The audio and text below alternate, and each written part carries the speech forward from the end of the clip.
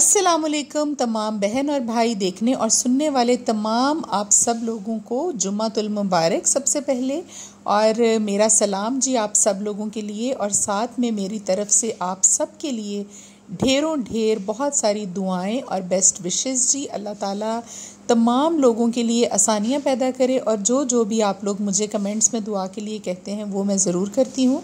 और अल्लाह से अभी भी मेरी जुमा के दिन यही दुआ है कि अल्लाह ताला इन तमाम लोगों की दुआओं को कबूल फरमा। अपने पास जिन लोगों के पास नौकरी नहीं है उन लोगों के लिए नौकरी का बंदोबस्त कर दे। बेशक अल्लाह तो सबसे बड़ा है और गफूरुर रहीम है, और हमारे गुनाहों को माफ़ फरमा दे और हमारी जायज़ हाजात को पूरा कर दे। और मैं हमेशा ये कहती हूँ कि अल्लाह ताला हमारे लिए आखिरत के साथ साथ हमारी ज़िंदगी को भी आसान बना दे, और इसमें हमारे लिए ज़रूर आसानियाँ पैदा कर दे। और दुनिया जो है मेरे ख़्याल के मुताबिक आखिरत तो जो होगा हमारे अमाल के मुताबिक ही हमें मिलना है, लेकिन इस दुनिया की भी आजमाइशें जो हैं वो बहुत ज़्यादा हैं। और मैं समझ सकती हूँ कि रिज़्क़ की प्रॉब्लम जो है, जिन लोगों के यहाँ तंगदस्ती है, जो बेरोज़गार हैं, जो बीमार हैं, जो भी परेशान हाल हैं, उन लोगों के लिए जो ज़िंदगी की परेशानियां और आजमाइशें हैं वो मेरे ख़्याल में आखिरत से भी उनको समझ लें आपके। अभी तो फ़िलहाल उनके लिए यही चैलेंज है। आखिर में तो ये होगा कि अगर हम अच्छे अमाल लेकर जाएंगे तो इंशाअल्लाह हमारी बख्शिश जो है वो ज़रूर हो जाएगी। लेकिन दुनिया को गुजारना भी बहुत बड़ी आजमाइश की बात है, तो अल्लाह ताला हमें इस आजमाइश पर भी पूरा उतरने की तौफीक अता फरमाए और हमारे लिए ज़िंदगी को भी और दुनिया को भी आसान बना दे। आमीन सुम्मा आमीन जी। और क्या हाल है जी आप लोगों के? फ़ातिमा को भेजा था आज कलर क्लोथ्स में स्कूल, क्योंकि आज अर्थ डे मना रहे हैं उनके स्कूल वाले। और मुझे कल मैसेज मिला था कि फ़ातिमा को आप या ग्रीन या फिर ब्लू सूट में भेजिए। अर्थ डे की मुनासबत से वहाँ पर बच्चे जो हैं वो कुछ सेलिब्रेट कर रहे हैं इसी तरह से।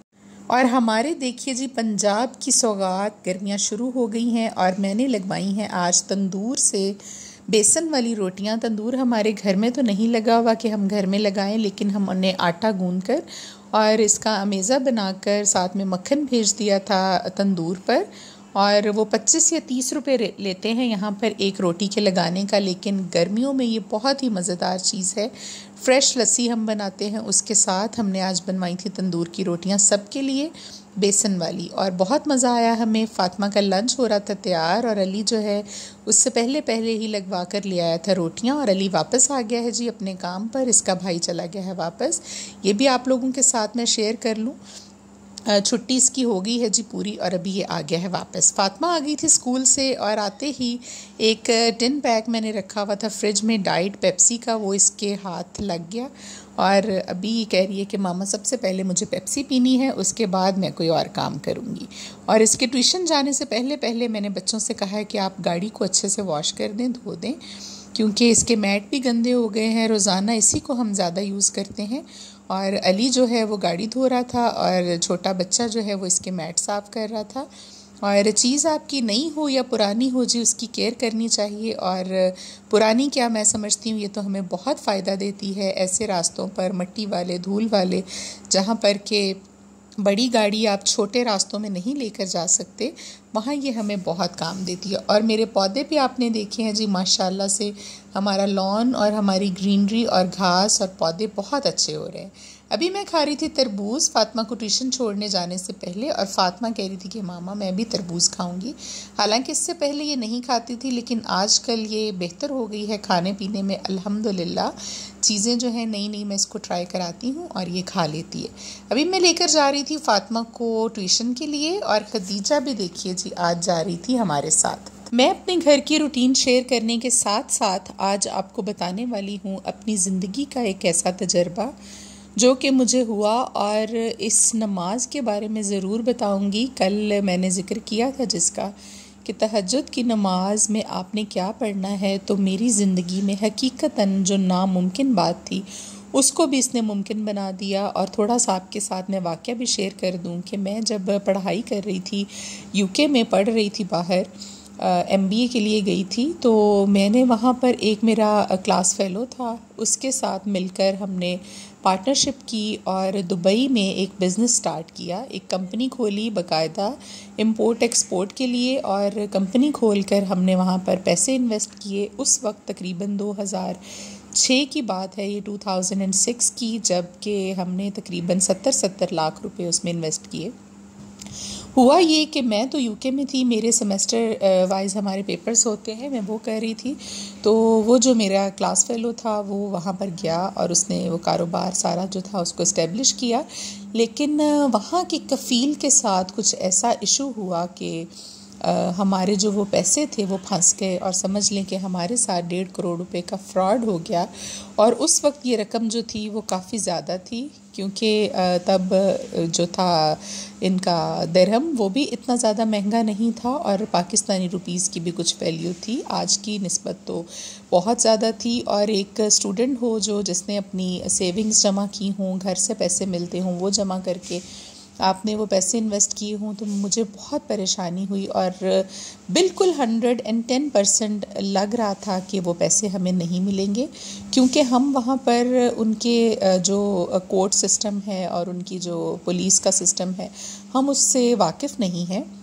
और उन लोगों ने साथ में किया क्या कि वो जो मेरा क्लास फेलो था बाकायदा उस पर केस बनवा दिया झूठा, क्योंकि वो लोग अरबी हैं और आपको ये मालूम होना चाहिए कि जितने भी अरबिक कंट्रीज़ हैं ये अपने लोगों को झूठा नहीं करते, बल्कि पाकिस्तानी और इधर उधर के हमारे जो गरीब मुल्कों से लोग जाते हैं इनको ये बड़ा प्रेस करके रखते हैं। और बाकायदा उन्होंने उसके ऊपर एक केस करवा दिया और उसको वहाँ जेल में बंद करवा दिया।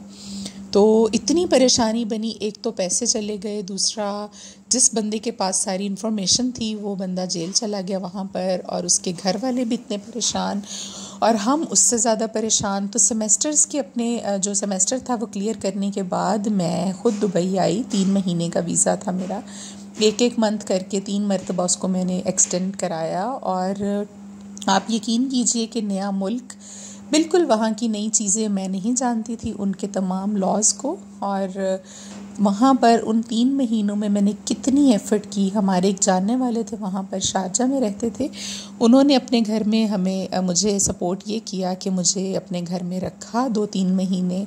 उसके बाद उनकी गाड़ी मैं यूज़ करती रही, मुझे तो उनके उधर चलानी नहीं आती थी, उधर की गाड़ी, उधर का सिस्टम, उधर का लाइसेंस नहीं था। लेकिन उनका बेटा जो था एक, वो अंकल ने अपना एक बेटा मुसलसल मेरे साथ उसको लगाए रखा। मैं उनकी बहुत शुक्रगुजार हूँ जी, आज भी बहुत इज़्ज़त करती हूँ कि उन्होंने मुश्किल वक्त में मेरा साथ दिया। और वो सारा दिन गाड़ी लेकर मेरे साथ शारजा से दुबई और दुबई से शारजा हम लोग चक्कर लगाते रहे। और जो उनकी वालदा थी, मतलब उन लड़कों की और अंकल की मिसेस थी, बहुत अच्छी थी, अल्लाह उनके लिए भी ज़िंदगी में आसानियाँ पैदा करे। उन्होंने एक दिन मुझे कहा, जब 20 दिन हो गए मुझे वहाँ पर गए हुए और कोई सिरा मुझे नज़र नहीं आ रहा था, तो उन्होंने मुझे कहा कि बेटा मेरे ऊपर भी ज़िंदगी में इस तरह से एक मुसीबत आई थी। तो किसी बुज़ुर्ग ने मुझे बताया था तहज्जुद की नमाज में क्या पढ़ना है, मैं भी आपको बताती हूँ। वो आंटी ने मुझे ये नमाज़ बताई और इसको पढ़ने का तरीका बताया। आप यकीन कीजिए कि मैंने उसको पढ़ना शुरू किया अगले दिन से ही, सुबह के वक्त तहज्जुद के टाइम पर उठकर, और 15 से 20 दिन नहीं लगे कि इतना काम जो था एकदम से हमारा पलटा खाया कि वो सारा कुछ हमारे हक में होने लगा। और वो उधर के लोकल लोग होने के बावजूद, अरबी होने के बावजूद, वो अपने मामलात में खुद ही झूठे हो गए।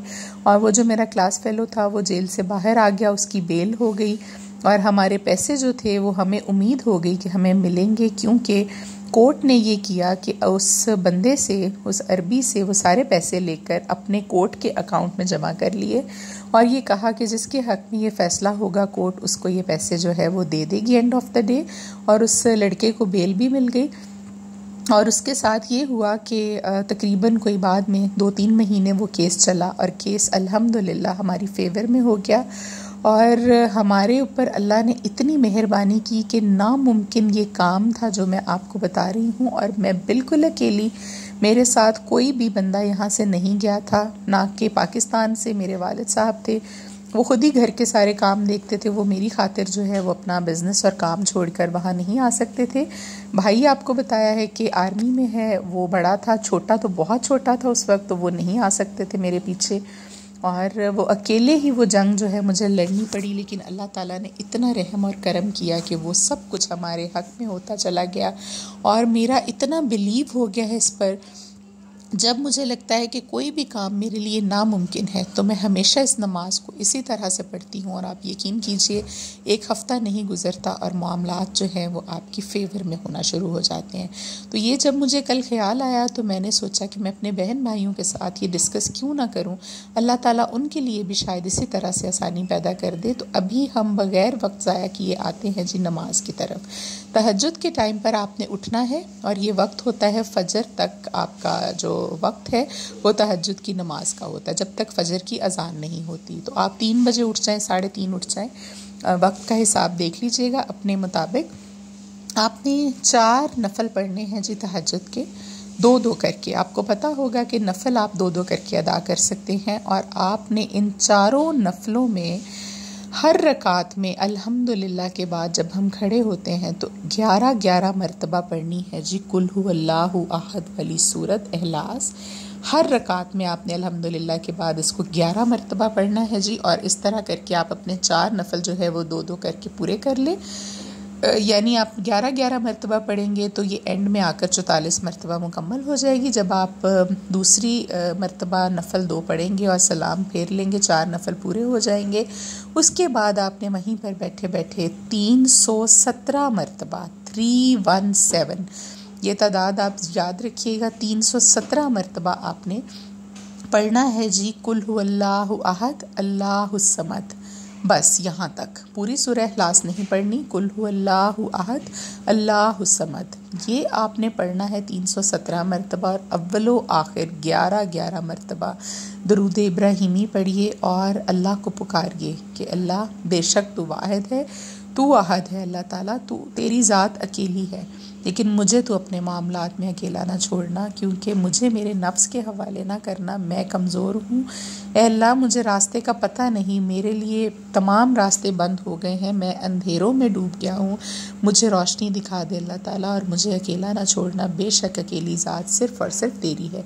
एंड में आपने 317 मरतबा जब पढ़ लें, 11 मरतबा दरूद पाक पढ़ के आपने अपनी दुआ करनी है और मुसलसल इस अमल को जारी रखिए। 5 दिन, 7 दिन, 6 दिन, आप देखेंगे कि यकीनन आपकी ज़िंदगी में मोजज़े होंगे, क्योंकि अल्लाह ताला को ये सूरह जो इखलास है बहुत ज़्यादा पसंद है। क्योंकि ईमान का हमारा जो पहला एक समझ लें कि नुक्ता है वो है अल्लाह ताला को एक मानना, उसकी वहदानियत पर यकीन लाना, और वो शिर्क से पाक है वो ज़ात। आप जब इस चीज़ पर ईमान लाते हैं तो नबी पाक सल्लल्लाहु अलैहि वसल्लम ने फरमाया कि जो शख्स इस ईमान के साथ इस दुनिया से गया मुकम्मल कामिल यकीन के साथ कि अल्लाह एक है और मैं उसका रसूल हूँ, तो वो शख्स बख्शा गया, उसकी बख्शिश, उसकी मग़फ़िरत जो है वो लाजमी हो जाएगी, क्योंकि उसने अल्लाह की वहदानियत को मान लिया। और यही सारा ईमान है। बाकी के हमारे जो अमाल हैं वो तो सारे बस सपोर्टिंग आप कह लें के साथ हैं कि अल्लाह ने हमारी बख्शिश के ज़रिए बनाए हैं। तो ये नमाज आपने पढ़नी है जी, मेरी अपनी आज़मूदा है, मेरी अपनी ज़िंदगी का ये तजर्बा है। मैंने आपके साथ पूरा वाक़या भी इसीलिए शेयर किया कि आप लोग भी इससे समझें और आपका यकीन भी कामिल हो जाए अल्लाह ताला की ज़ात पर। और मैं नहीं मान सकती ये कभी भी, क्योंकि 1 मरतबा नहीं, 2 मरतबा नहीं, जब भी मुझे कोई ऐसी हाजत दरपेश हुई तो ये मैंने ज़रूर पढ़ा है, और बड़ी बड़ी हाजतों के लिए पढ़ा है, और उस वक्त में पढ़ा है जब आपको यकीनन ये लग रहा हो कि ये काम तो नामुमकिन है, मेरे लिए नहीं हो सकता। तो आप देखेंगे कि इसके असरात क्या होंगे और आपका काम कैसे बनेगा, क्योंकि असबाब जो हैं वो अल्लाह ताला ने पैदा करने हैं, कोई इंसान किसी के लिए पैदा नहीं कर सकता। तो पूरे भरोसे के साथ आप ये पढ़िए। मैंने सोचा ये इल्म, ये बात मुझे किसी ने बताई, मेरा भला हुआ तो मैं किसी को बताऊंगी, तो इंशाल्लाह आप लोगों का भी भला होगा। और मुझे बदले में क्या चाहिए, सिर्फ दुआएं जी। आप लोग जब ये पढ़ें, आपका मसला कोई हल हो, ऐसी बड़ी मुश्किल से आप निकल आए, तो बस जी दुआ में याद रखिएगा कि एक बहन ने हमें ये बताया था, तो अल्लाह ताला उसके लिए भी आसानियाँ पैदा करे और उसके जो जायज़ हाजात हैं अल्लाह ताला उनको भी पूरा करे, और सबसे बड़ी बात हमारे इज़्ज़त और ईमान को महफूज रखे। और हमें हर तरह के शर से महफूज रखे। बस यही दुआ मैं अल्लाह से करती हूँ। ये हो गया आज के बारे में आपको सारा जो बता दिया। देखिए सुबह से लेकर रात हो गई आपसे बात करते करते, और अभी हुआ चाहता है वक्त आपसे इजाज़त लेने का। फातिमा का लंच पैक हो रहा था, बस बच्चों को जल्दी सुलाएंगे, सुबह उन्होंने जाना है स्कूल, क्योंकि ये व्लॉग हमने जुमेरात को बनाया था, आपको मिलेगा जुमे के दिन।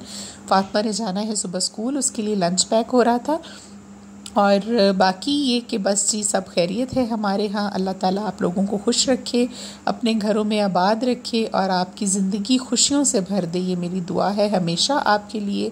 आप लोग भी मेरे बच्चों को, मुझे, मेरे शौहर को, हम सब फैमिली को अपनी दुआ में याद रखा करें। बस यही आपसे रिक्वेस्ट करनी थी। और अभी मैं सोने से पहले बच्चों का दूध हम बॉईल करके ज़रूर रखते हैं, और मेरे लिए बनेगी जी अभी चाय। चाय पिए बगैर मुझे नींद नहीं आती। देखिए मेरी कैसी अजीब सी रूटीन है। अपना बहुत सारा ख्याल रखिएगा। कल इंशाल्लाह आपसे दोबारा मिलेंगे। अल्लाह हाफ़िज़।